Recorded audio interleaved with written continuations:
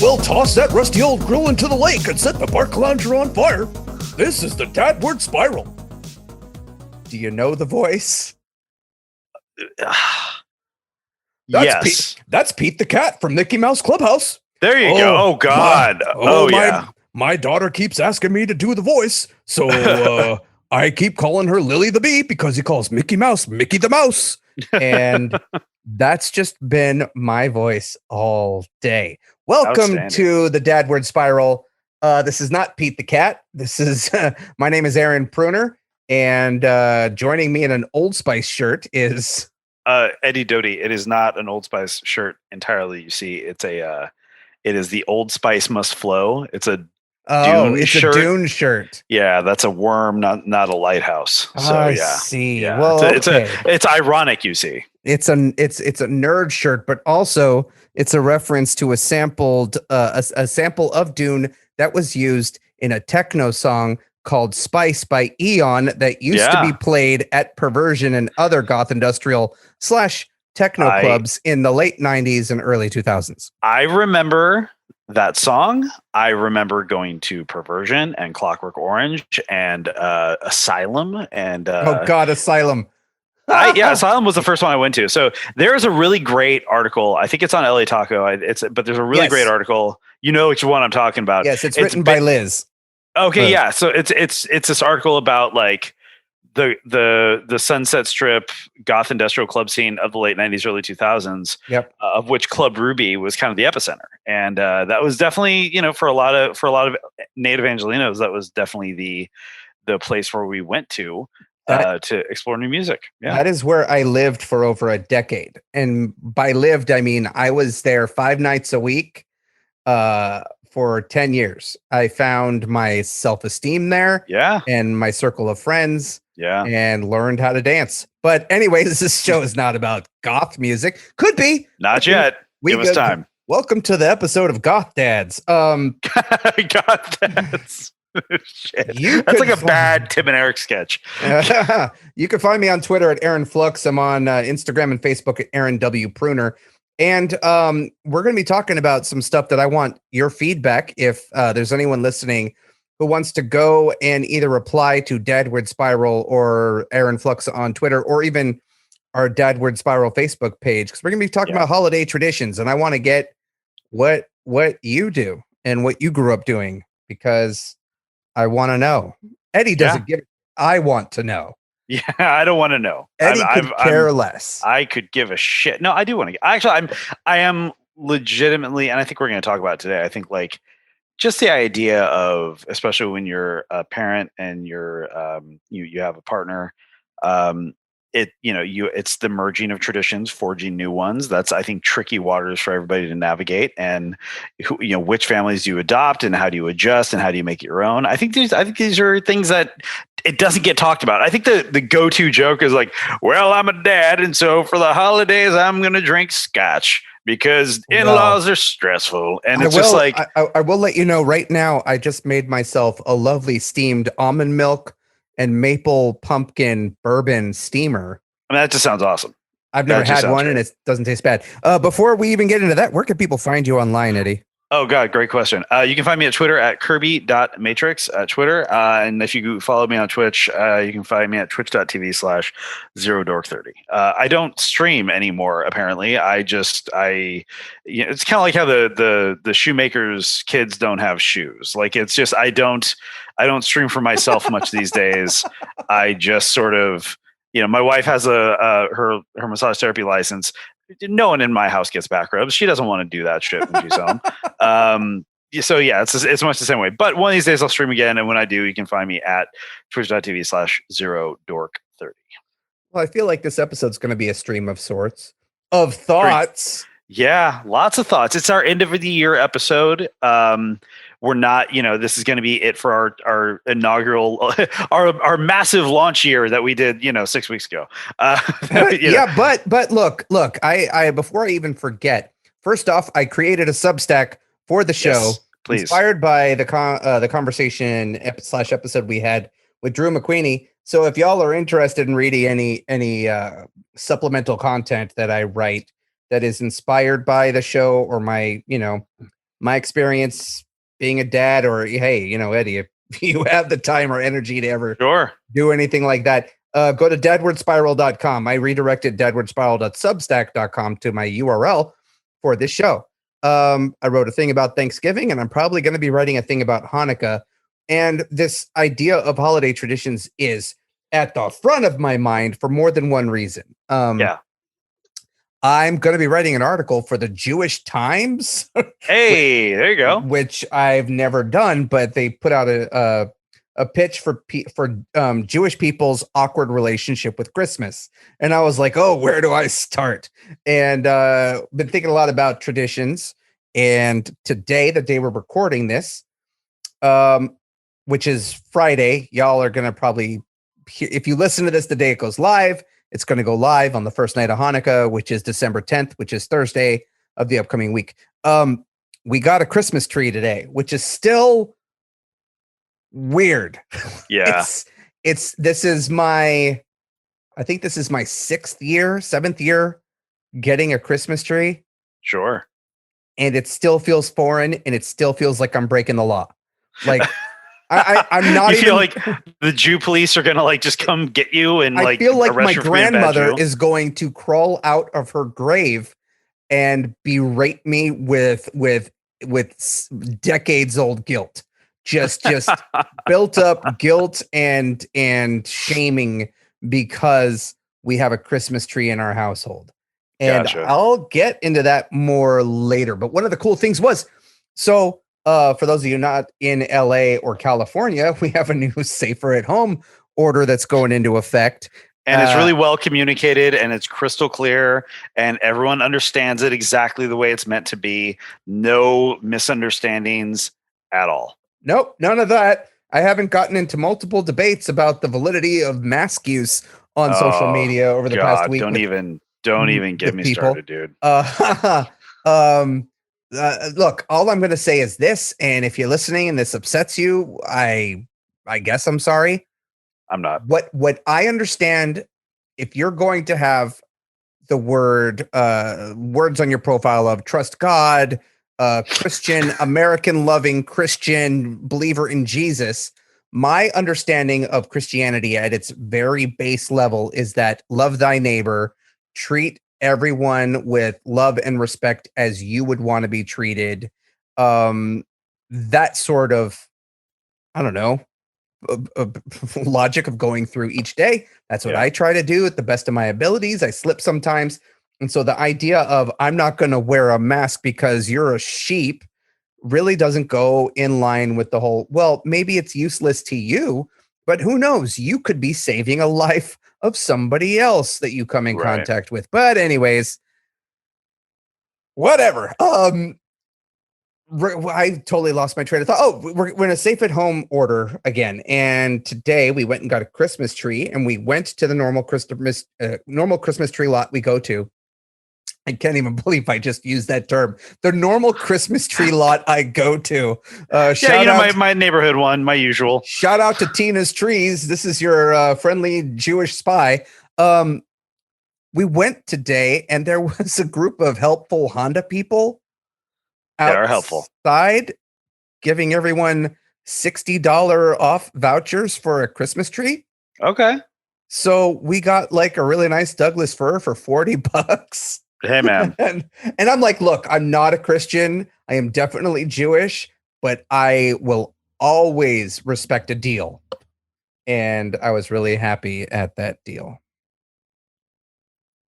That's a good deal. That's a really good deal. No, it's a good deal. You're zoning out. No, I was thinking about the right response for that, because like, I think it's a good way to kick off the conversation of what are the traditions for the holidays that are central to our culture or to our heritage or to our faith, and then what are the traditions that like the living in a society foists upon you, and to what degree do we feel like we have connection and ownership to them, right? Like, a good example for this is Thanksgiving, and I'm going to backpedal to Thanksgiving for just a bit. That's fine.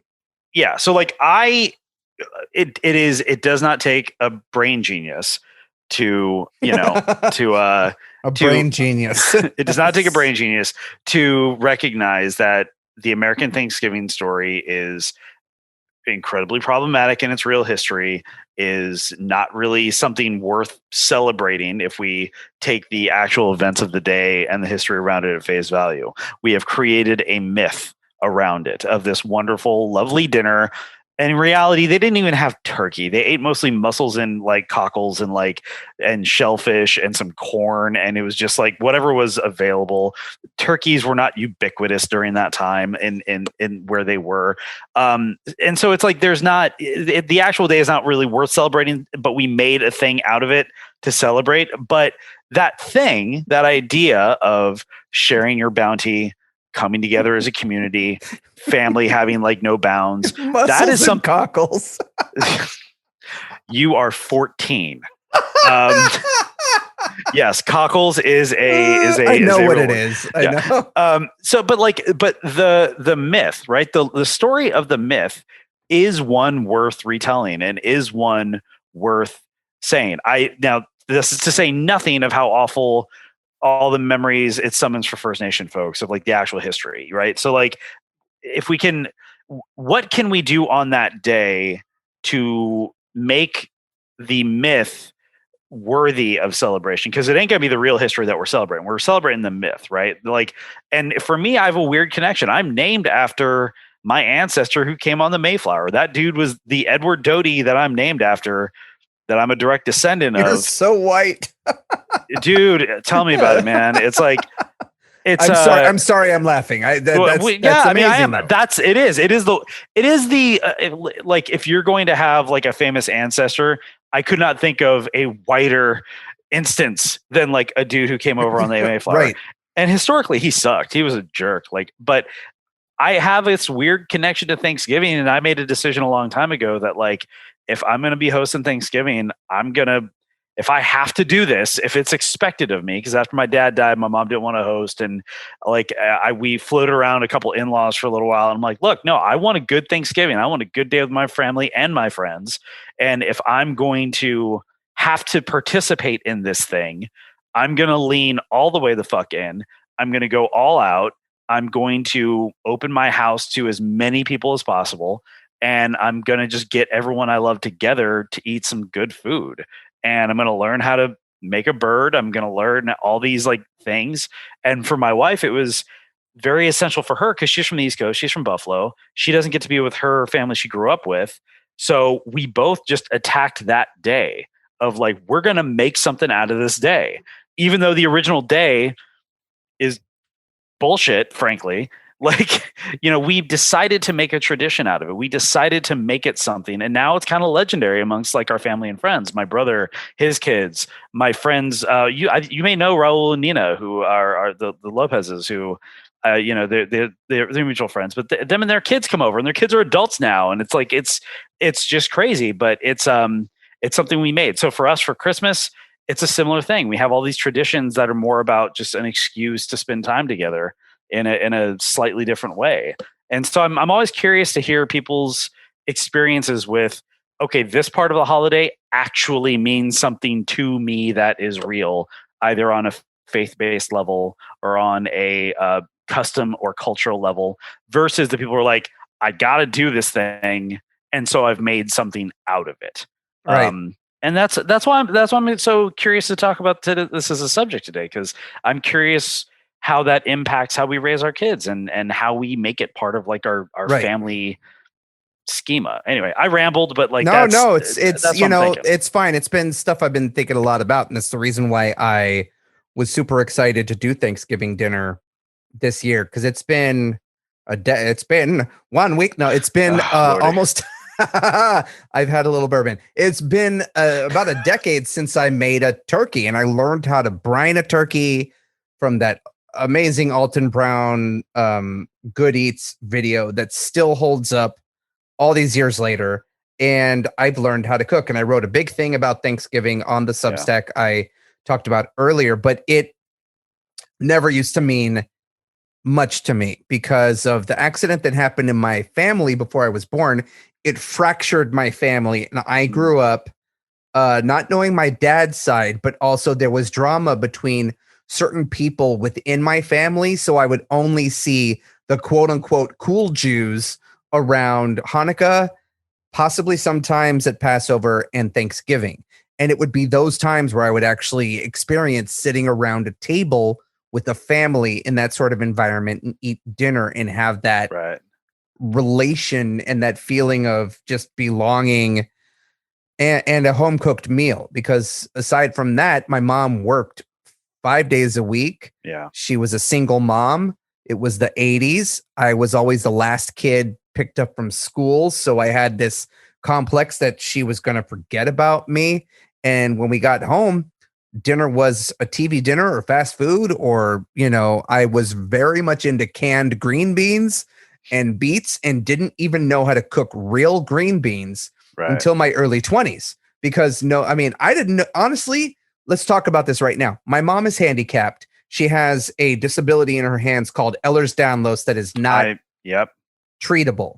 For almost 3 decades, she was misdiagnosed with having rheumatoid arthritis. So they did not treat it properly. Yeah. And it has gotten worse over the years, to the point where now she can't work technically, although she volunteers for the Red Cross.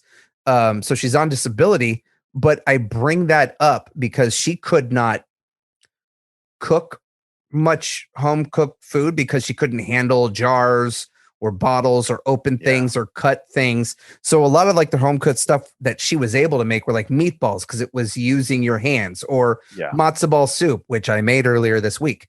And I talk about that because I didn't know how to properly hold a fork, knife, or spoon until I was 16 years old, because no one told me I was holding it wrong, because I was holding them the way my mom did at dinner. And because she can't really grip things, she held them like a Neanderthal. And so it wasn't until my best friend, Calvin, who is still my best friend, who maybe I'll talk about at some point on this show, because his stepfather ended up being a surrogate dad to me for a long time. He died of cancer and drug addiction stuff that happened over a decade ago. But it's weird thinking about these home cooked meal scenarios and just the etiquette, manners, the way you interact with people, how you teach your kids things. Because my mom never taught me the right way to hold a fork, knife, or spoon. She never taught me the etiquette like that. And I think it was partially because, or a good part because of her handicap that she didn't really understand she had up until she was officially diagnosed 15 years ago. And has been managing it since. And it's not as bad as some people. Some people's Ehlers-Danlos is so bad that they are mentally handicapped along with physically. It's a variety. So really quickly, just for the listeners at home, Ehlers-Danlos syndrome has a variety of presentations and comorbidities. One of my dearest friends, Sam Delev, they have EDS, and they are wheelchair bound because of it. Exactly. Right. Yeah, they did, because if they were to stand up and hyperextend their knees or hips, they would dislocate. Look what I can do with my hands. I can do that. Do you have EDS? Possibly. Got it. I haven't been tested, but I need to, because my daughter could have it. Yeah, definitely. I mean, hey, like we talked a little bit last week. I mean, they're still figuring out what Agent Orange exposure to vets do to the kids. And I'm the only son my dad had after his exposure. And, I had cancer when I was 5. That's not normal. Exactly. Skin cancer at 5 specifically is not normal. I still get checked out because I don't know what I'm passing down to them. Yeah. Yeah. So I have not gotten what is it called? A genealogy test, or I don't remember the specific name of it, but I haven't been tested. I get similar pains my mom gets in my wrists and my feet, but I also have arthritis in my feet. I am a 44-year-old man, and 10 years ago, I had a bunionectomy where they took a portion of my toe off. Jesus. Okay. Yeah. Genetics. Genetics are fun. But I bring this up because growing up, I had a very different relationship with food and eating and family, especially around the holidays, that a lot of my friends did. And when I did have those moments like the Thanksgiving stuff I'm talking about where I'd see my cousins, it would be like, wow, this is what it's like when I watch sitcoms. This is what a real family is supposed to look like. And right. then But that's, yeah. and then I would end up going back to the life I knew was normal, which was sitting in front of the TV, in front of a TV tray, eating, a hungry man dinner or whatever. And while my mom ate over the kitchen sink because she was a single mom, just finished a long day at work. My grandmother was disabled from the accident, so she had to deal with that and also look after me. And, I can go into that. All years of trauma and grief and overstress led to my mom having a hiatal hernia, which led to stressful conditions like acid reflux, which rotted all her teeth, which led her to a point where she had to have all her teeth removed, Ooh. which really affected her self-esteem. Yeah. But we got her dentures, and I'll tell you, man, seeing her comfortable enough to smile for the first time in like 20 years was heartbreaking, but also not in a bad way. The confidence and all that. I'm getting off topic here, but Thanksgiving was always that time of year where it just felt like I got to hang out with a family that didn't always seem like it was mine, but that they were letting us in for like a night, right. And so whenever Thanksgiving was, not a couple weeks ago, it was like, whoa, I can actually provide this type of experience now for my wife and my mom, especially, and my daughter. And my mom was like, I'm so proud of you, because she never taught me how to cook. I learned it all on my own by just watching TV shows and experimenting in the kitchen. And that's one thing my mom has never been comfortable with. Her mindset is, I don't know how to do it, so I don't want to mess up, so I'm not going to do it.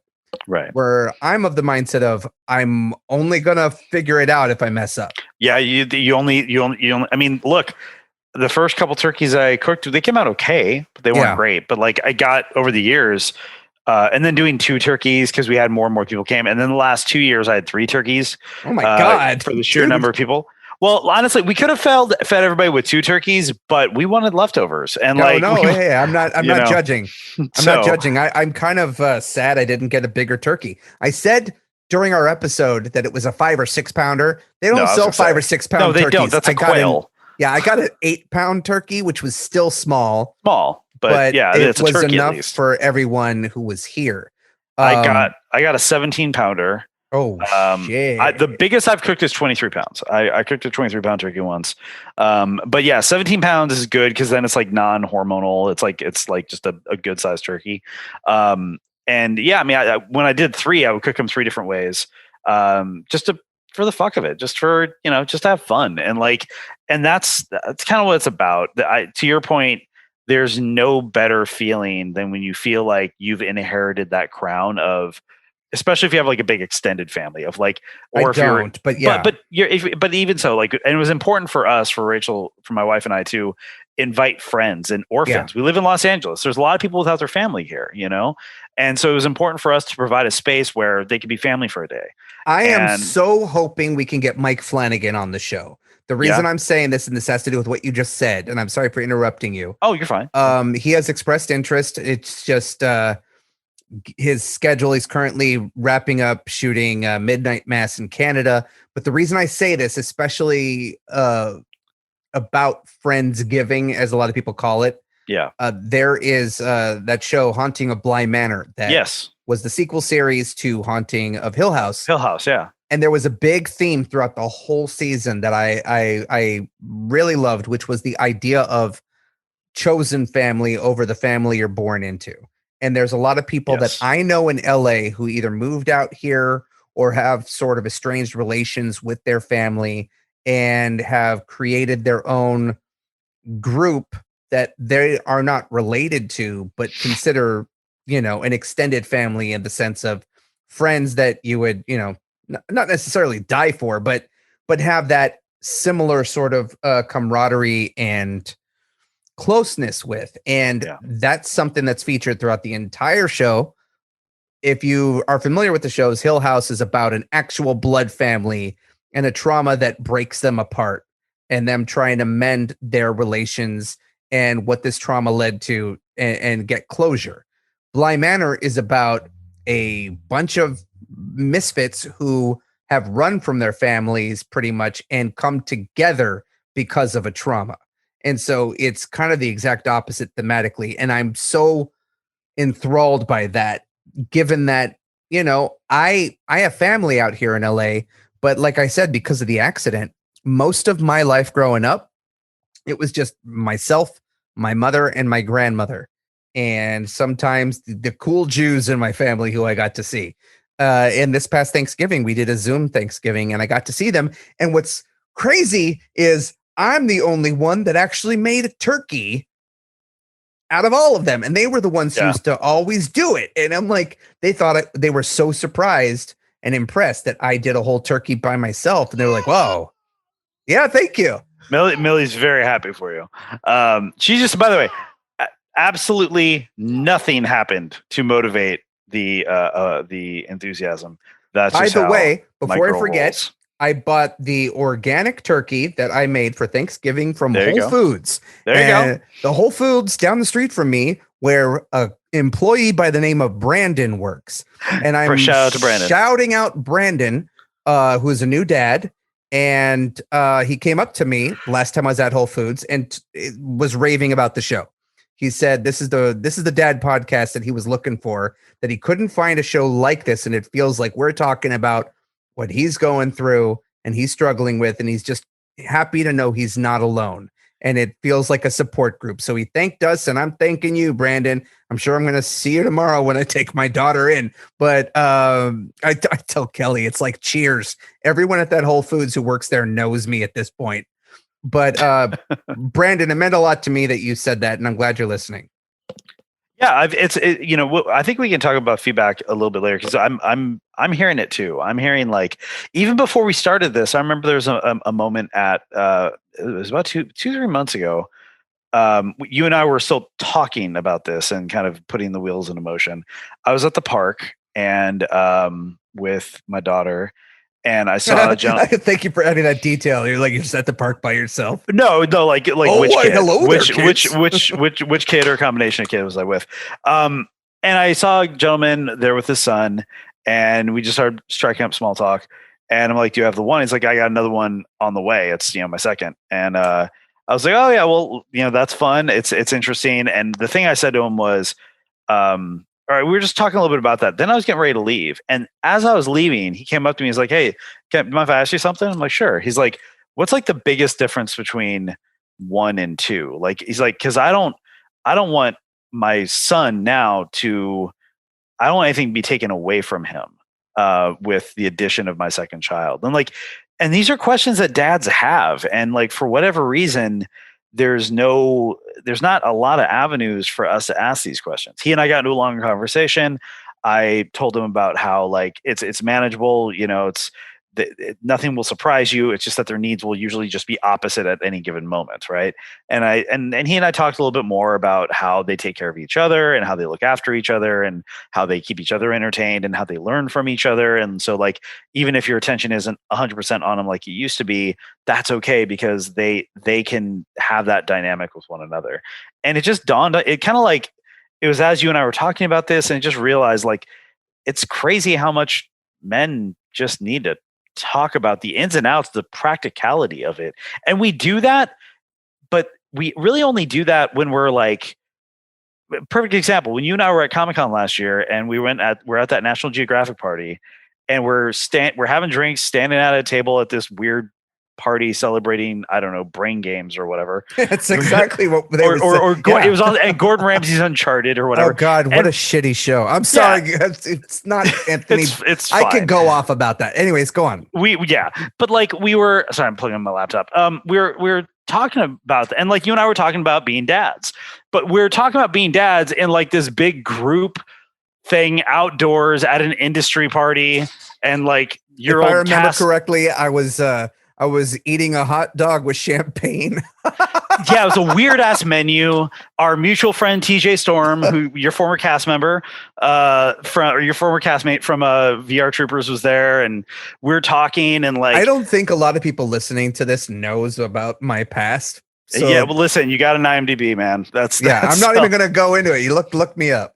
Yeah, but again, the only time you and I could talk about dadding was at an industry party. as an industry party, and there's that really good New York Times article that just came out.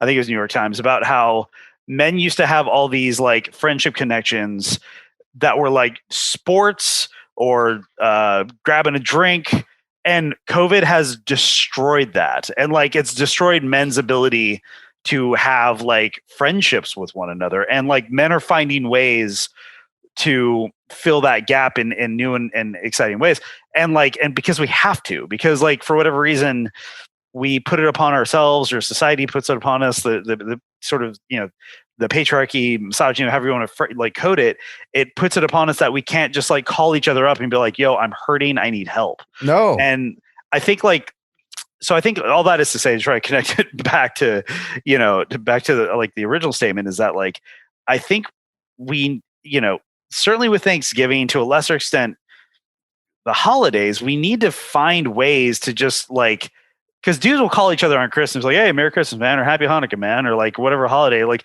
wishing you and yours the best.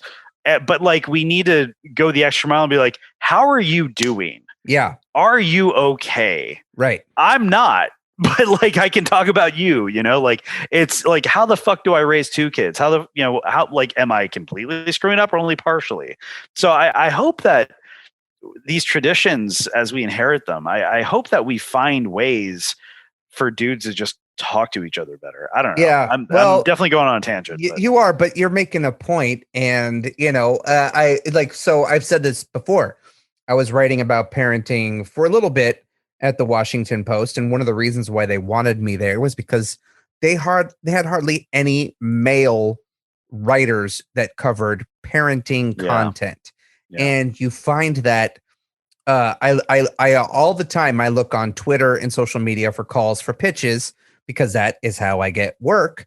And even with parenting stuff on there, it's always for mommy blogs, or looking for the mommy experience, where I'm not at all diminishing that. Women need the support and encouragement and love for everything that they go through with childbirth and child rearing, because we still live in a society that doesn't expect the men to do anything to help aside from bring home the bacon. And I can confirm that by a job I had. I think I might have talked about this on the show. A job that I took when it was like a month before my daughter was born. I was needing work, which is a constant situation for me now. And it seems for the past 4 years, interesting, Trump becomes president and I become unemployed constantly. But anyways, see, I drink and I'm going on tangents. But okay. My point, it's here in the show, baby. We can go on tangents. No, I know. The point I'm trying to make is I was working at a job. I'm not going to say the company, but I saw how there was a woman who was on maternity leave, and I saw how she was treated for the possible mistakes or oversight she made as a new mom back at work, being exhausted, sleepless. I understand all of what we go through as new parents. I got written up for basically the same thing and said if it happened again, I was going to be let go. And it was almost as if they were treating me, a stay-at-home dad who was working remotely for the most part, right, as suddenly like I wasn't pulling the weight that they expected me to pull because I'm a man. And it was weird because I already know in our country there is a gender pay gap. There is gender discrimination in the workplace. Absolutely. That men get the benefit of the doubt more than women. So being put in that position was so eye-opening and strange for me, in that I'm a stay-at-home dad.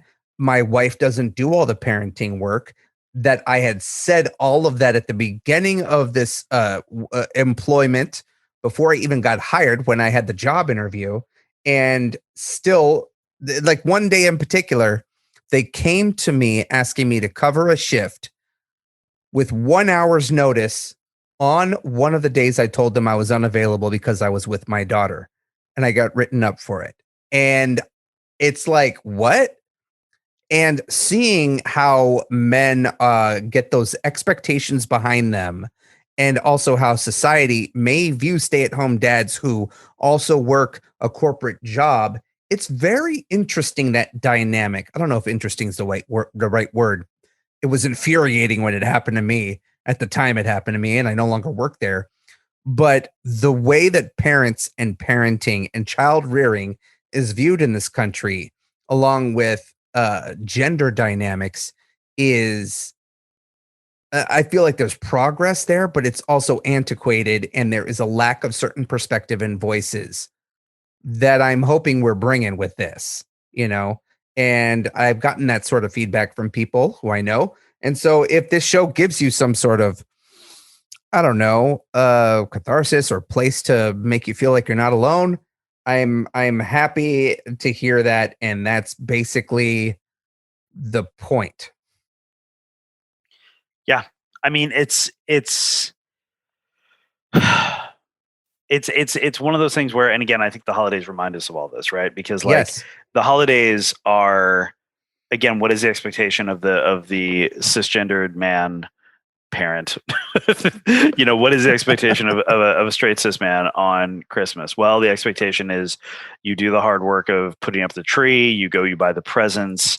And we watch a lot of holiday movies. My wife is obsessed with Christmas because I got she's from that Buffalo. off of her social media posts. Well, I mean, but again, like, and this is where, going back to where, like, Christmas is a cultural thing. My wife is from Buffalo. She's from the outskirts of Buffalo. She's like from like the Lancaster district. And like her parents to this day go out and chop down their own tree, and Oh, it's wow. gigantic. And they have this part of the house with a vaulted ceiling where this massive living tree goes into, and it's like a department store, man. It is the I didn't know most. people actually did that. I just thought Oh, that was something done in movies. oh no, it's I've gone with him a few years. Like one time when Riker, my youngest son, was small, we actually put him in the car seat, bundled him up in the winter car seat, which is like this big insulated pocket, threw a blanket over it, strapped him into a sled, and like took him straight. There's pictures and video. It's amazing.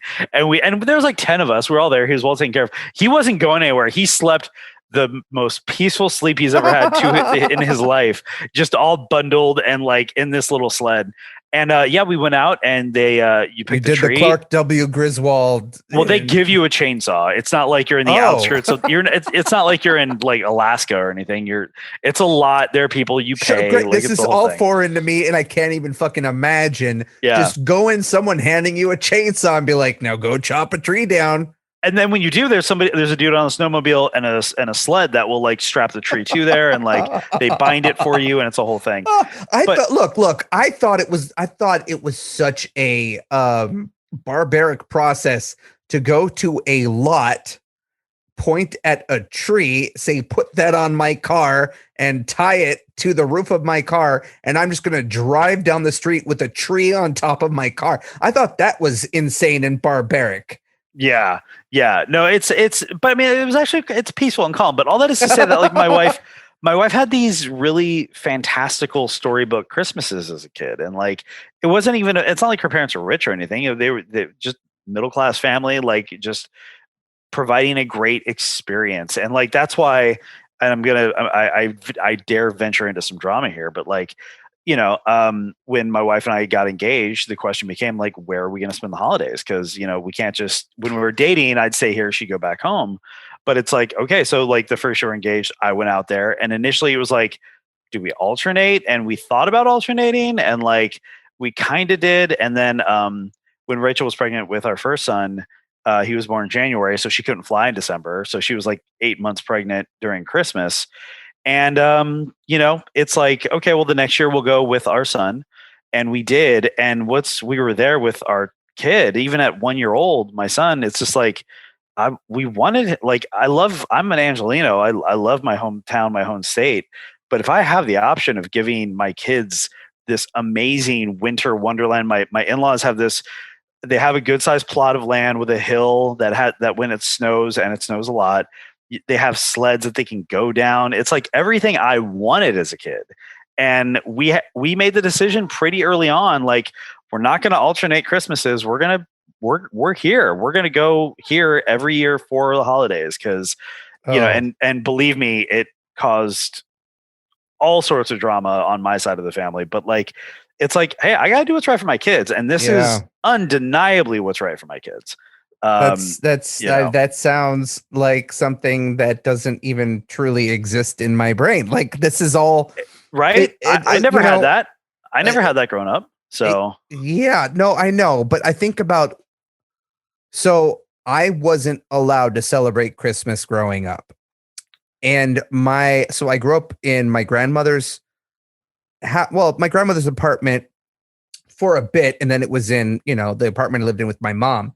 But it was like you would be dealing with the wrath of Jehovah or Jesus or whatever holy figure you want to put in place of whatever word I just used. Sure. If I even decided to put a Hanukkah bush in the house, like I coveted a Christmas tree so much because I was so jealous of all of my friends and the idea of having a tree and putting all the colorful stuff on the tree and the lights and the colorful, the music was great.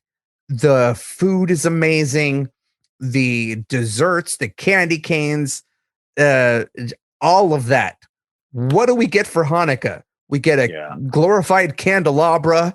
We get wooden top that we can spin. We're celebrating basically an oil that burned for 8 nights. Y'all are celebrating Jesus, the King of the world, and it's like you go to a mall and then you start seeing, as a kid, my experience in the 80s was when I would bring Jewish food to school, I got bullied and made fun of because my grandmother's kugel looked like boogers.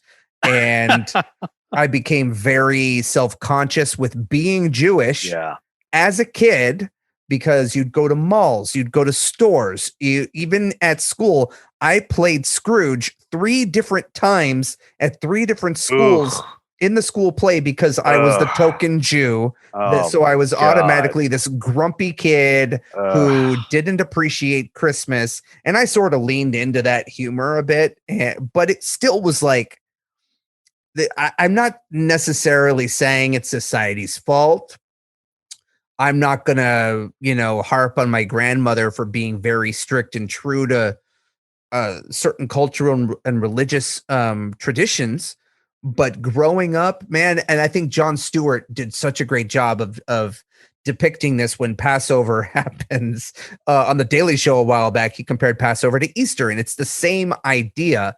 Commercially speaking and societally speaking, we have created this big spectacle of a holiday for Christmas and this big spectacle of a holiday even for Easter. And when I was a kid, when Hanukkah would come around, I remember going with my mom to stores and having more than half of the employees we'd run into and ask for help, not even knowing what the word Hanukkah meant, not knowing what Hanukkah wrapping paper is, and not understanding. And there was the longest time where there would be no representation of Hanukkah in Target, in Macy's. I remember having a fit, man. I was at the Macy's Superstore in San Francisco with Sarah, who my ex-girlfriend. And that store was 3 floors of Christmas trees. Like it was like Christmas, Christmas, Christmas. The only Hanukkah stuff they had was the very, very, very, very back wall next to the bathroom. Yeah. And it's subtle stuff like that makes you feel like, I guess that's where I belong. So growing up, I always wanted what my friends had. And they would always be like, well, you get 8 nights of presents.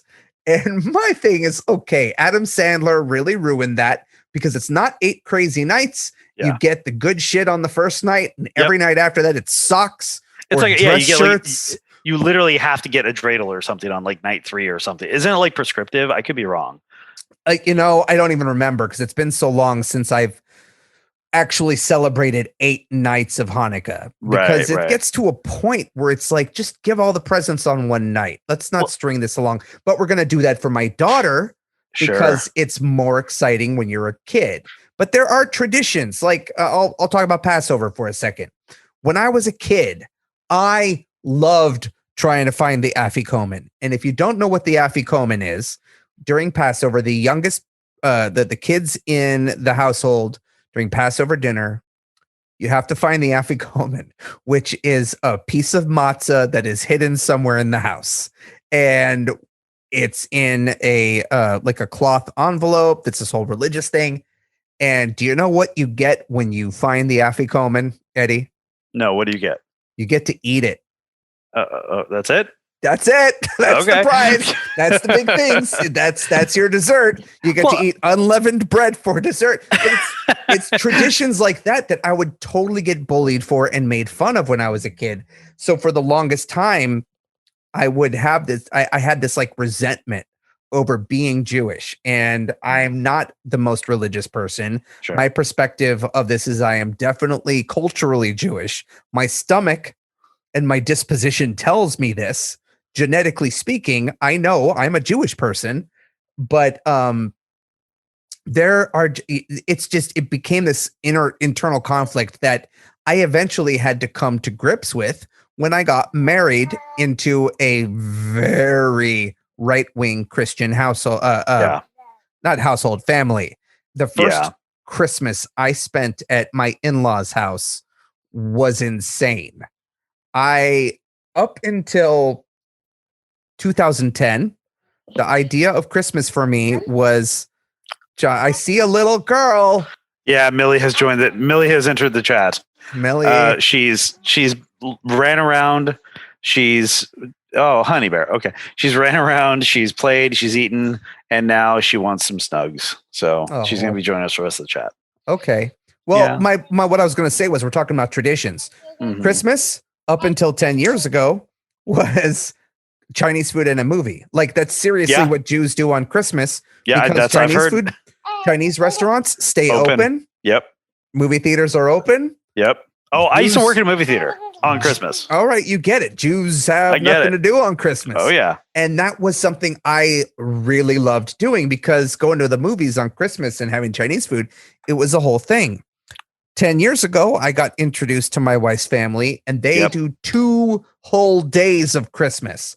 It is fucking exhausting. Yeah, it can be a bit much. My wife and her family have a very specific Christmas routine. The night before, we get one gift, which is our holiday. I'm laughing at Eddie's daughter. She is headphones. She is tear-assing my headphones around.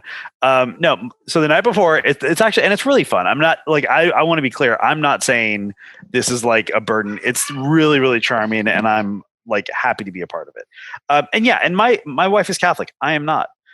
We are an interfaith marriage, and same here. So it's like, and we made a decision prior to even getting engaged that any children we have, I'm completely fine with raising Catholic. My kids go to Catholic school. Okay. Yeah. I'm fine with that because I had a journey through my faith and I don't really care what it is they start with. The deal I made with my wife was I will commit to raising our kids Catholic, going to communion, and not just being there, but being present, be an active participant in all of it, communions, all that stuff. I said, however, if and when the day comes and they have questions, I am not going to lie to them about who I am. I'm not going to lie to them or sugarcoat anything not when they're like 4. It's like Santa doesn't exist. I don't want to be like that. When they are ready to ask some serious questions, I'm going to give them serious answers and I'm going to give them honest ones. And I said, as long as you're cool with that, then we're good to go. Yeah. We had similar conversations like that here. Yeah. So for me, it's, our tradition, the tradition that and this is kind of like my question to you to kick it off is we're like almost an hour into this. I know. No, but like this particular point of there's traditions I had of my own. Like one tradition in my family was on Thanksgiving, we watched The Godfather. And my wife happily adopted that tradition on Thanksgiving evening after everybody's left. Once the kids are settled, her and I curl up and watch Godfather. Usually we start watching Godfather like a few days before and we keep going throughout, through the entire holiday weekend. And so it's like, it's good. it's good, and she's happily taken that. I've happily taken a lot of her family's Christmas traditions, which is night before we get pajamas that are like goofy holiday themed pajamas. We all had National Lampoon Christmas Vacation themed jammies last year, and we take a photo, and it's goofy, and we love it. And then the day of, we put the kids to bed with no presents under the tree. The kids go to sleep. We put all the sons, don't listen to this. I'm spoiling Christmas for you. We put all the presents under the tree, and then they wake up and Santa has come, and they leave out milk and cookies, and the milk and cookies get ate and drank. And it's just, we make a thing, and I love doing it. And that is an example of a tradition I've adopted and enthusiastically participated in. My question to you is an example of traditions I was completely jealous of growing up as a kid. And same here, dude. We celebrate Christmas, but my family didn't do that shit. They didn't go to that extent, like they had other things they did. I get it. My mom was, Southern Baptist. She put the little bell out and stuff, but like, I don't know what that means. I don't even know either. But every time an angel gets its wing, that bell rings. Maybe, I don't know. Southern Baptist and Foursquare are a bit strange. But I guess my question to you is, what traditions that aren't yours, that aren't your wife's, that you and her have decided to create together to identify your family? Like, you're beginning your own chain as opposed to continuing one. My wife and I have a couple, but like, I'm always curious to know what other people do, especially like you with another interfaith marriage. So that's okay. Well, I mean, food wise, my daughter destroyed her diaper, by the way. Anyway, carry on. Oh, yeah. Great. Are we going to be having a diaper change right now? Oh, hell no. No, it can wait. Okay. We're good. I She's was fine. like, ooh, am I going to? All right. Yeah. So one thing I try, there's a tradition I at least try to live on in food with me that I am hoping will be a regular yearly thing, that we only do once a year for both Christmas and Hanukkah. And since this year it's going to be kind of iffy because Hanukkah begins on the 10th, so obviously it's going to end before Christmas starts. But my grandmother made a specific kind of matzo ball chicken soup that we don't have the recipe for, so I've been trying to figure that out, and it's become my own recipe that we eat each year, including, do you know what kugel is? I know what kugel is, yeah. Okay, I make a kugel each year. My grandmother used to put fucking raisins in her kugel, which is... That is a legit SNL sketch. Don't get me started on raisins. So fucking gross. I don't put raisins in mine, but I'm so excited to make my kugel next week. Yeah, but for both of us, we don't go all out on traditions. It's more the little details I never was allowed when we have stockings. I didn't understand stockings. The concept of stockings. What, you're just putting socks on? Like, we don't have a fireplace, so we tried to create our own. They're on a piece of furniture in the living room, but I'm like, what goes in it? You put the presents under a tree. Growing up for me, I had a 2-foot tall wooden Star of David that I got to decorate. That was our quote unquote Christmas tree that I hated, that I thought it was this dinky wooden thing. And all I was allowed to do was dress it with silver and blue tinsel. And we got to put gifts around it. And that was kind of what I viewed as a consolation prize to all the cool looking Christmas trees everyone else had. It was only until later that I learned that my grandfather made it himself. And then I felt like a shit for constantly being like, this is stupid. Comparing a tiny Star of David to these grandiose Christmas trees that had the beautiful lights and ornaments on them, it's, you can see what I'm talking about. But now I'm of the mindset of being respectful of those little things. Right. And bringing them into, we have a Christmas tree in my living room. And it's still, I said to my wife today, I feel like I shouldn't be doing this. She was putting the lights on and wanted my help. And it was like, we've done this now for a number of years, and I still feel like I'm doing it wrong. And part of that was because a certain girl I dated put it into my head that I was, but also parts of it was I grew up with it constantly being told that this is not allowed. This is against your religion. This is against, the quote unquote law. So, I mean, a few years ago, my wife was, let's see, my daughter was 3 months old.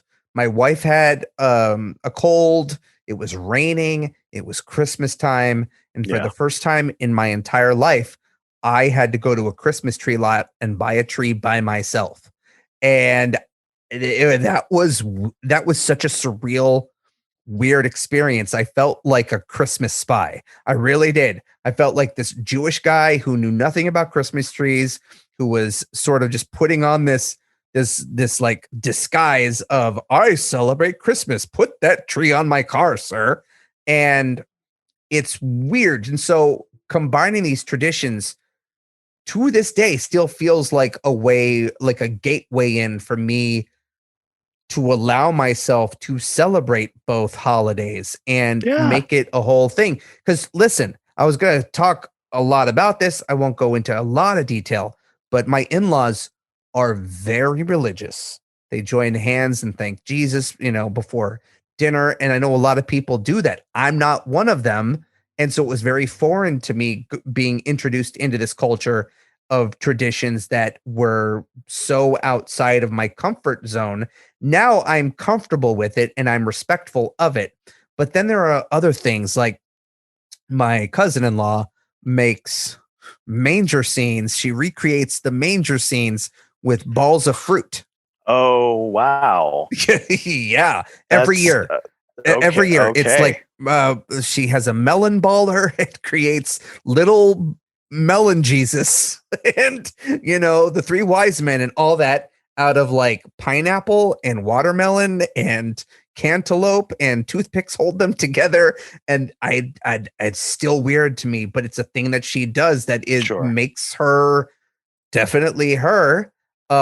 There's the Christmas morning routine that I don't do this ever, and we're not doing this year because of COVID, but we do Christmas Eve with my wife's dad, and then we do Christmas morning with my wife's uncle, which involves an Irish coffee and this like egg sausage rice dish that his wife makes called Christmas fried rice. And then it's like 4 hours of opening presents. And it's like every time I go, I feel like I'm visiting another country and I'm like National Geographic and I'm reporting back on this culture that I am going to expose to the world so I can educate you on how Americans celebrate Christmas. But I'm there and it's fun, but it's exhausting because there's also Christmas dinner that night. This year, I got specific food I'm making. We have a tree and I have my my Kyle from South Park Hanukkah ornament on the Christmas tree. There you go. That's why I just ordered more Hanukkah ornaments because we only have one. We have the menorah out. We have dreidels. We have a dreidel book that we're going to try to teach my daughter how to play. We got Hanukkah gelt, which is basically chocolate wrapped in gold coins. There are those things that I loved growing up. The coins, the menorah. I made sure we had the blessing correctly for lighting the menorah, stuff like that. But and my wife is the same with this. We are not going to be lording over my daughter the strict rules of you have to celebrate this way. It's more of we have books that tell you about Hanukkah so you can learn, but also you have in-laws who don't know anything about Hanukkah that are all about Christmas, and it's okay to know both. At a very early age, I was told Santa wasn't real. So I grew up thinking all of my friends at school were idiots for thinking Santa was real. And I don't want to necessarily expose my daughter to the truth too early. But even today, we were playing Christmas music in the house. And that's a tradition that I am open to as long as it's good Christmas music. What do you mean by good Christmas music, Aaron? Well, I'm glad you asked, Eddie. I like the retro sort of vintage loungy Christmas music. Yeah, no, that stuff's good. Like Santa Baby, kind of like Sure, that sort of thing. Yeah, I'm very much into tiki music, so there's stuff like that too. But Yeah. there's still to this day not a lot of Hanukkah music that scratches that itch for me. Even though I was listening to a few songs while I was cleaning up after dinner before recording, that I was like, if only I had this when I was a kid. Because when I was a kid, it was like Yentl and Fiddler on the Roof and like very old school Hanukkah, oh, Hanukkah, come light the menorah, and that's fine. These are classic Hanukkah songs, but like I was listening to the Hanukkah song that Stephen Colbert and Jon Stewart did, which still makes me laugh. And as much as I hate the Adam Sandler song, it really did help bring some sort of understanding and exposure to a holiday that still to this day is misunderstood. Yeah. I feel like that was a long-winded answer. We're not but big on it's a good answer though. Yeah. We're not big on traditions like, wearing matching pajamas, although I think Kelly wants to do that. But they're little things. I never had a tree to put gifts under when I was a kid. Yeah. And just having that in my living room makes me feel like I've reached the mountaintop of where I wanted to be when I was 10. Yeah. I think like, because you can say what you want about Christmas being a Christian holiday, or Hanukkah, and I think you can do this with any of that season. I think if there's value in it and why it's worth sort of participating in when you're a parent is it fosters the sense that you can receive joy by giving something to somebody. You know what I mean? And like, it's one thing to buy a gift for a person on a birthday or a gift for your spouse on an anniversary. It's another thing to be like, there's like 6 people I'm going to shop for, like with a decent sized gift, and like maybe a couple others like a super small gift or something like that. But like, there's the idea of like developing in your children this notion of, putting thought behind a gift. My mom has reversed stances since, which breaks my heart. But growing up, she's like, I'm never going to get you a gift card. I'm never going to give you money on Christmas. I'm going to think about the thing I'm giving you. Right. And she's aged, so it's that's transitioned out. But I think like that to me was impactful because like I want to teach my kids the act of you're going to stop everything you're doing and you're going to think about not you, but that other person. You're going to think about what makes them happy. You're going to recognize the constraint that you have financially, and you're going to do a thing to make them or buy them a gift that is suited for them. Right. And I think I think that is an exercise in empathy that is sort of understated in the season, right? I think it's like, don't give them a gift card unless their favorite thing is this one thing and that's literally all they want, then fine. But there's so much more value in making a thing or in buying something that's like bespoke, even if it's a small thing, right? I think it's funny that the first time I ever really had that thought impressed upon me was from my best friend Calvin growing up. Because I grew up in this scenario where my mom she would bend over backwards to get me anything I wanted without thinking of the financial repercussions that might put us in. Which was great. I had all the video game systems when I was a kid. I didn't know how close to not paying rent my mom was at times, but it was Calvin who told me, you can easily go and buy a gift card. You can just, buy this or that for a person for a gift, but where's the thought behind it? And that has stayed with me every year since he said that to me. And just yesterday, I was talking to Kelly about the fact that Hanukkah is less than a week away, which freaks me out. What we're going to get my mom. My mom needs a new external hard drive for her computer. And I'm like, do we get that? And she's like, sure, let's get that. I'm like, no, we're not going to get that. This is fucking external hard drive. Yeah, that's a utilitarian thing she needs to keep her computer running, but there is no thought in that. I don't think that would actually bring her joy. And It's that conversation that little detail changes the conversation and changes the Yeah. thought process. And when we were talking about traditions, one thing we have started doing each year, um, we didn't just have an earthquake, did we? Okay. I do. I don't know. Just Where me? I I'm live, just a little everything shakes. tipsy? Okay. Yeah. We're do this thing each year now with the family. I don't know if you've heard of Elfster. It's a website where you can do white elephant gift exchanges, or just Yeah, I know regular those. Yeah. gift exchanges. We And did. So a part of the Buffalo tradition, we do a party after Christmas with all the cousins of my in-laws, and it's a big white elephant gift this isn't exchange. technically white elephant because we're Sure. not opening a gift and then exchanging and claiming a different gift, but it's kind of this gift exchange where we are assigned different people and they don't know it. And so I Got it. have a family member that I was assigned. We have a wish list of theirs. We buy whatever and send it off. And it's going to be a little different this year because we're not going to see any of them. But that has actually become a fun little game. Never expected it to feel like a fun little game, but that's what that's become over the years. And we're doing it again this year. Mhm. One thing Kelly does every year, and we just talked about it today, was she makes this her special Christmas cookies, which are crack. They are, I have never in my life had a cookie like this before. Right. People who know about these cookies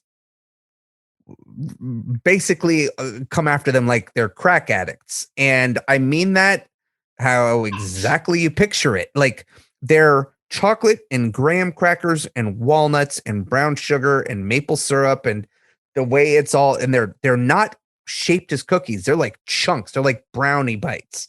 And they're amazing. And I asked her if we were going to do that again this year.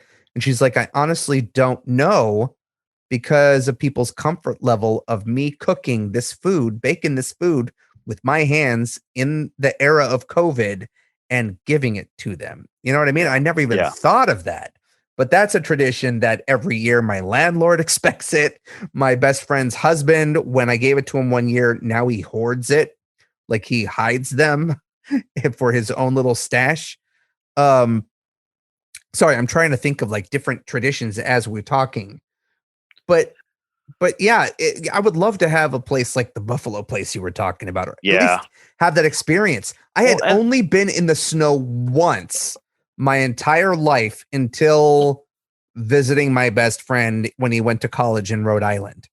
And I I was a crazy guy from California, constantly sure. dancing on the side of the street every time I saw snow. I had to tell them, pull over. I want to stand in the snow.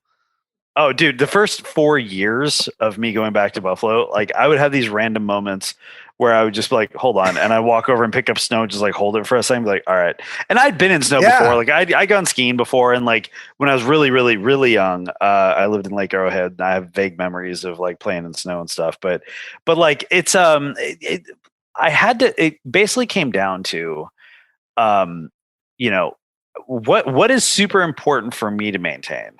Like, what do I need for me tradition wise?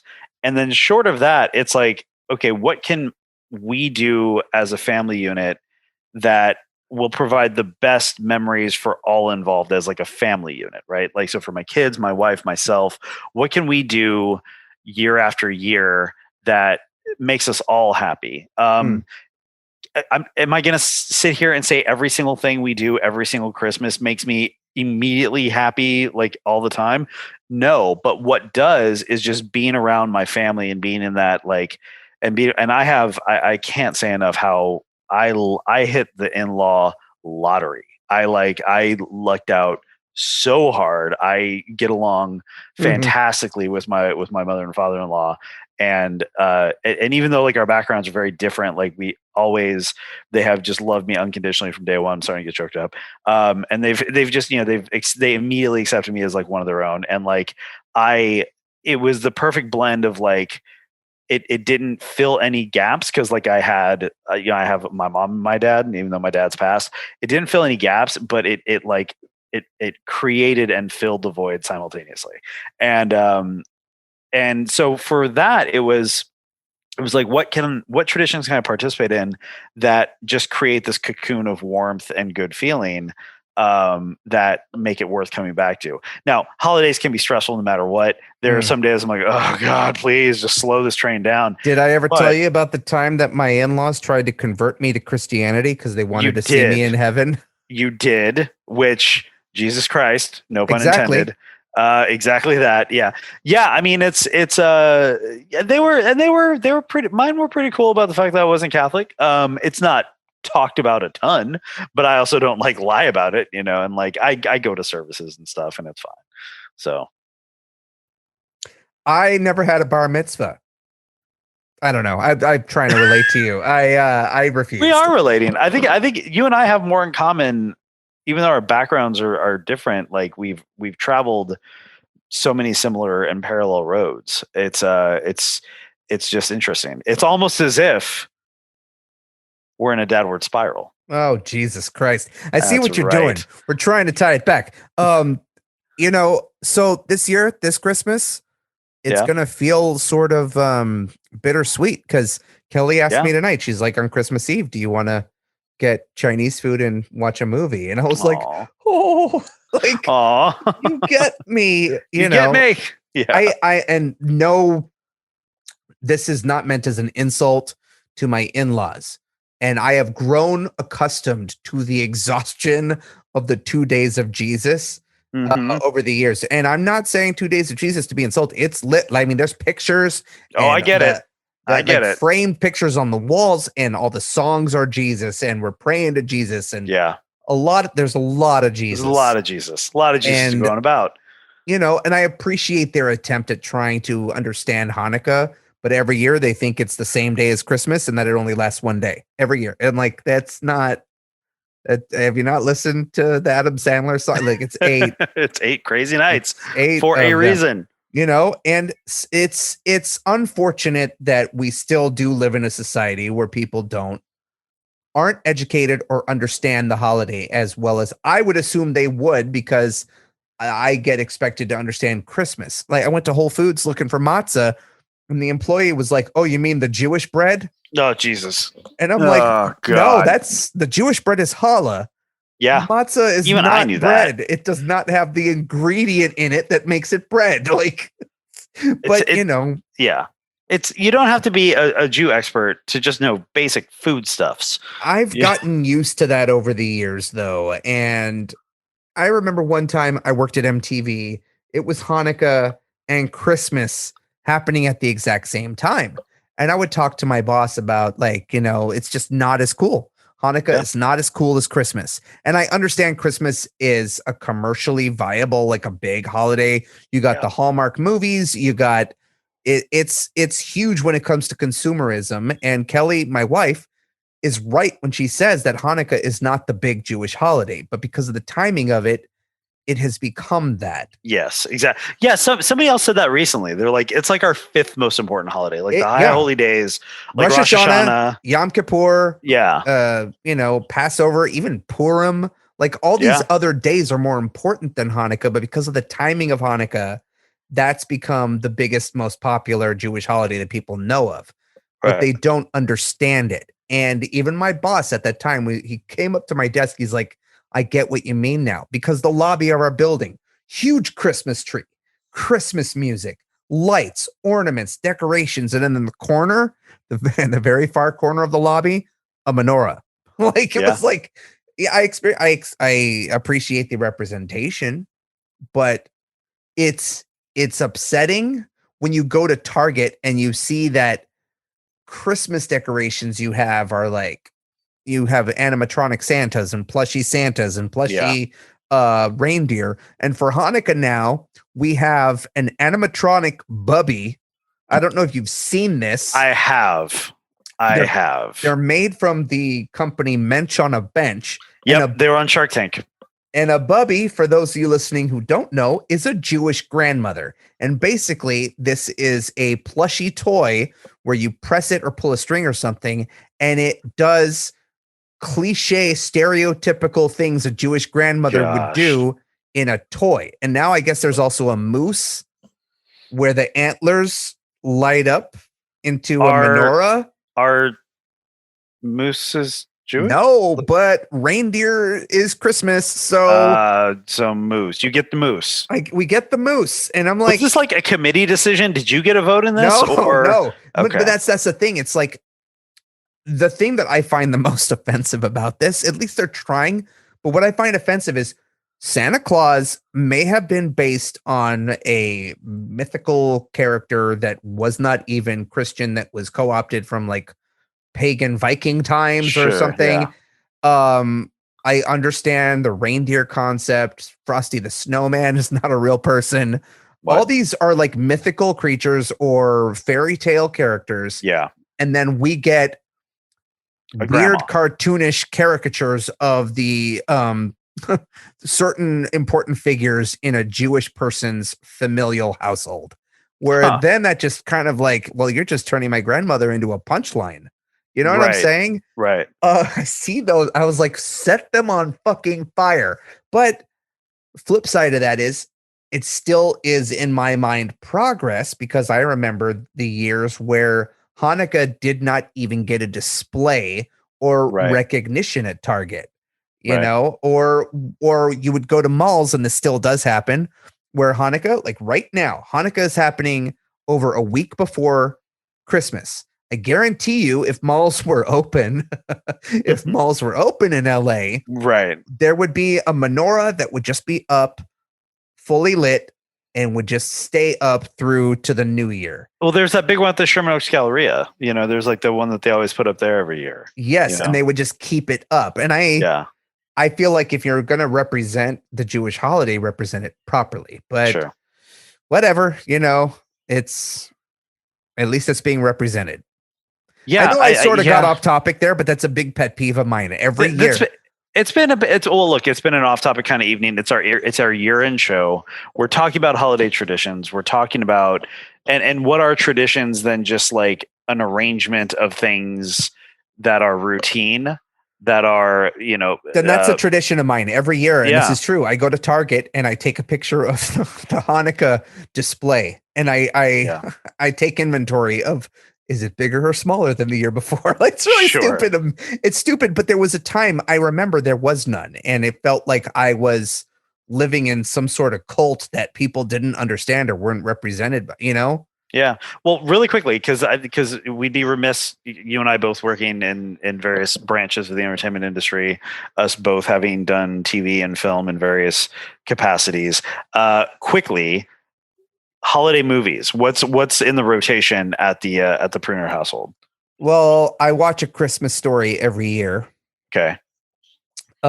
This is going to sound cliche, but I might watch Die Hard. No shame. In the fall of every year, I watch The Shining.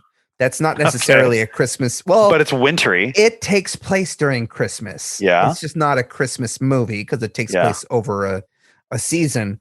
My wife loves Love Actually. Yep. That will probably go on at some point. Also, White Christmas. Yeah, White Christmas. That's on my list as well. But yeah. White Christmas. It's been a while. I need to watch A Christmas Vacation again. Christmas Vacation is super solid and good.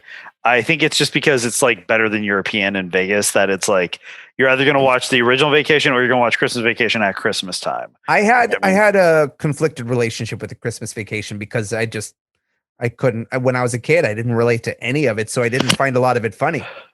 Yeah, so quickly, mine definitely White Christmas.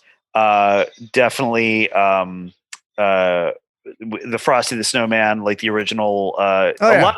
A lot of that Rankin Bass stuff is in heavy rotation. Obviously, Charlie Brown is in heavy rotation. My wife and my father-in-law do a thing every holiday, and I'm hoping we can still do it this holiday, where it's a movie a night, and then my father-in-law, they have basements in Buffalo, in New York. They have basements. It's crazy, and they convert these basements into like entertainment rooms and dens and man caves, as they were, or family rooms. And my father-in-law has this full bar down there, and so he'll craft like a cocktail to pair with like the movie. And Oh so wow. like, yeah, it's they have, and they do like little live broadcasts on Facebook. It's a fun thing for them to do. And so we'll do that every night. And then, even though Polar Express has some horrendous animation, and everyone looks half dead in that movie, it's got a charm to it. The kids love it. And then for me, Gremlins, I don't think gets enough love as a Oh yeah. Christmas movie. I showed Kelly Um, that movie for the first time last year, and she was like, my "This is actually not bad." my father-in-law still hasn't seen it. I like it came on TV last year. I'm like, oh, it's Gremlins. And like, nope, it's just nothing in my in-laws. So we do that, and then I'm trying to think. There's definitely one big one that we all I get forgot into. about A Nightmare Before Christmas. See, I watched that. My son does not like that movie. Oh wow. He got a little scared. He got a little scared Okay. during a part of that, and he'd kill me if I said that publicly. But I have the podcast, son, not you. And you're not going to listen to this anyway. So, um, I think, Oh, also A Christmas Carol and It's a Wonderful Life, yeah, obviously the big ones, right? Like I studied Capra in film school, not just especially like since I played Scrooge so many times. I feel a kinship to Jesus. either A Christmas Carol or Scrooged. Scrooged is fantastic to this Scrooge day. is great. Muppet Christmas Carol, I stand by. Those are all like movies are just a big part of holidays for me. And we talked a little bit with Drew McQueenie about like my dad and like our relationship through film. So a lot of that is how I kind of connect the past to the future. Is that a lot of that stuff is stuff my father and I would watch, and it's now stuff that my family, my wife and I, and our kids and my in-laws would watch. So yeah, I think that's fun. I'd love to hear audience. I'd love to hear your holiday traditions. Definitely hit us up at Dadward Spiral on Twitter and like tag us with some of your holiday traditions. We're not going to have another episode after the rest of the year. So Yeah, I this think is if it. This is our final this is it episode. of the year, not ever. Look, I was trying to be Don't dramatic. I know. No. But yeah, please over the holidays, please let us know. Like maybe we can do like a social thing and Yeah, some hashtagging or give us something. your traditions. Give us the movies or TV shows you love to watch. Like Eddie was talking about The Godfather on Thanksgiving. For me, it was the Twilight Zone marathon that used to be on when I was younger. Yes. Yes. They see in Central California when I was a kid, they did that on 4th of July weekend. They did the Okay. 4th of July. So like that's what I was used to was the 4th of July Twilight Zone marathon. So but yeah, I absolutely love that shit. Well, dude, do we have anything else we want to talk about? I think we've traditioned out. Do you have any traditions on New Year's Day? Because I Uh was thinking about this and I learned about the eating black-eyed peas for good luck. that's a southern thing. Yeah, that was definitely my grandma's thing. I hate black eyed peas. I'm not about Yeah, that. Fergie's the worst. Fergie's the worst. No, I think growing up in Southern California, it was often tradition to just park your truck on the parade route for the Rose Bowl or the Tournament of Roses parade. So for me, that was like a New Year's Day tradition. Was like after Mm. the New Year's Eve stuff, just like go find a position where you didn't have to pay for bleacher tickets and do that. Me and my friends did that a lot in high school. So Tournament of Roses parade, sleeping in, nothing crazy. Yeah. We're usually traveling back right around New Year's, so like Got it. Yeah. we take it easy. I could give a crap about New Year's, to be honest with you. It's just not Yeah. exciting. Recently, it's So. been my wife and I doing a jigsaw puzzle on New Year's Eve and just watching fireworks on TV because the whole going out and doing it, especially now that we're parents, is just It's so funny. It's exhausting. funny you mentioned the game thing. The thing I do want. This is not really a holiday tradition, but it's a tradition now. I love tabletop gaming. If you follow my professional career, you'll see that like a non-insignificant part of it has to do with tabletop gaming. My wife loves true crime and murder documentaries and all this other stuff. So I bought us a game called Sherlock Holmes Consulting Detective. Oh, It's amazing. You basically solve Sherlock Holmes crimes. You get a map of London. You get the newspaper. oh my You get a God. case file. You get a big map of like places you can visit and see. You get a phone book, and you go and you like talk to people and you try to deduce crimes, and you try to do it in as few of clues as Sherlock Holmes would do Right. it, and you compare your score. It has been so much fun to like have like a routine. Like after the kids go to bed, we'll crack open a case, we'll spray it, like lay it out on the bed, and like just review I clues need to and look like into this. That oh, sounds it's great. so much fun. There's a really good YouTube channel called Shut Up and Sit Down. They're out of the UK. They do board game reviews. I got the game after seeing the review on that, and I saw that. I'm like, I want that because they even described it's probably the best 2-player game of all time. I'll It's tell like you, Eddie, we do have some board games here. We have Settlers of Catan that my wife Catan's solid, loves. classic. But there's also another game here that has collected dust for the past 9 months, which is Okay. called Pandemic. Yes. About I trying know to Pandemic, stop all right. the pandemic from spreading across the world. And it's like when the pandemic started, my wife was like, "Do you want to play it?" I'm like, "What's the point? We're living it right now." Yeah. So fun story. When I was producing International Tabletop Day 2016, it was like a marathon that we did on Twitch, and I was going to produce. I was going to like handle Will Wheaton's set, like, and his game that he was supposed to play was Pandemic, which is a classic. It's a really good board game. It's a great game. So he was going to do Pandemic. He shows up and he's like, "Hey, I want to." And it was him, Hazlip, and Markiplier, I think, and like a few others. And he was like, "I want to do a different game." And I'm like, "Okay, that's fine. You know, Pandemic might be a little heavy. Sure. What do you got, Will?" And he pulls out this game called The Grizzled. It is a World War I game where you're trying to reach Armistice Day without dying or being exposed to chemical weapons. And as an extra layer of sad, the artist was an artist who was killed in the Charlie Hebdo attacks. So it was just like, God. Jesus Christ. And the best part was it was a charity stream. And anytime somebody made a donation, it would trigger like this like sound. And if somebody made a big donation, it would trigger music and everybody was supposed to get up and dance. So the gameplay flow of this was, okay, and I'm going to play the mortar shell and let's get up and dance. And like you'd have to do that and get back. Okay, so clearly the chemical weapons have missed. And it's like, I don't know what to do. I'm just gonna stand back and just let this happen, I guess. It's anyway. So, wow, this conversation took a turn. I'm definitely gonna look into that Sherlock game, and I want to once again ask our listeners, if we have plural, give us a lowdown of on the family traditions, the holiday traditions that you had when you were a kid, that you have now, that you're looking forward to, especially during this time that we're living in. I feel like traditions have become more important and more meaningful because it helps you hold on to what's important. I said important twice, but I feel like relevant or close to your heart, or whatever keeps you grounded and makes you grateful amid all the garbage chaos that we've dealt with this entire year. I feel like we're wrapping it up now that I said garbage chaos. Yeah, sure. You summoned the words. This is one of our longest episodes, and we had no guest. So because it just proves you and I are wordy motherfuckers, and we can that's what I was about to say. Shout out to our very brief guest, Millie Doty. Yes, thank you, Millie. Came over and gave Eddie a snug. She gave me a snug. She's a good girl.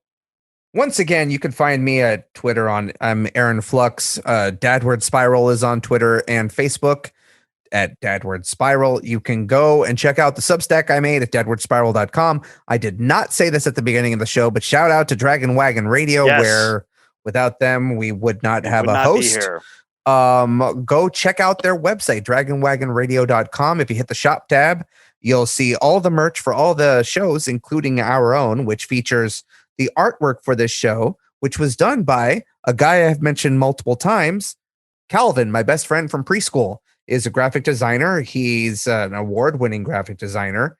He most recently did the work for FX's new show Black Narcissus, which I think is premiering or already premiered.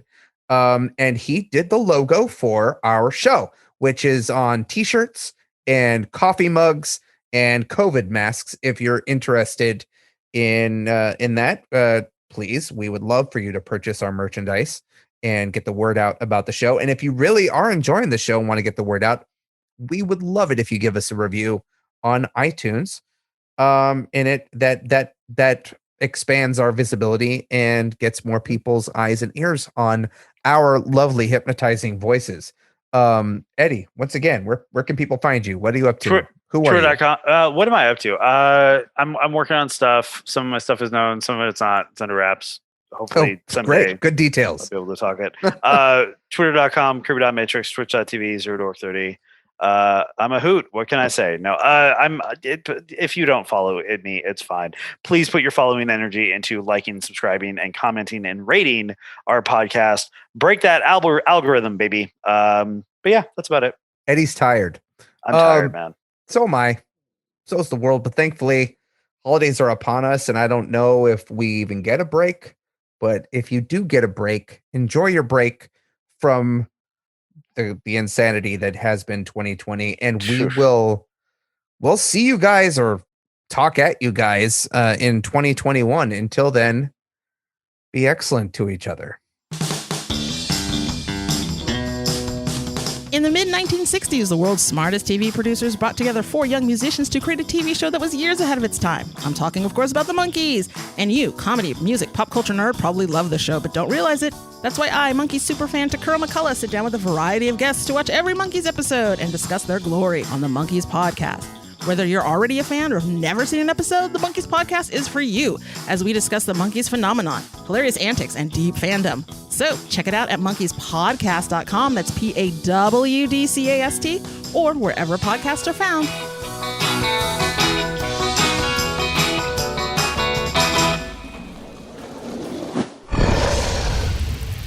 It's Dragon Wagon.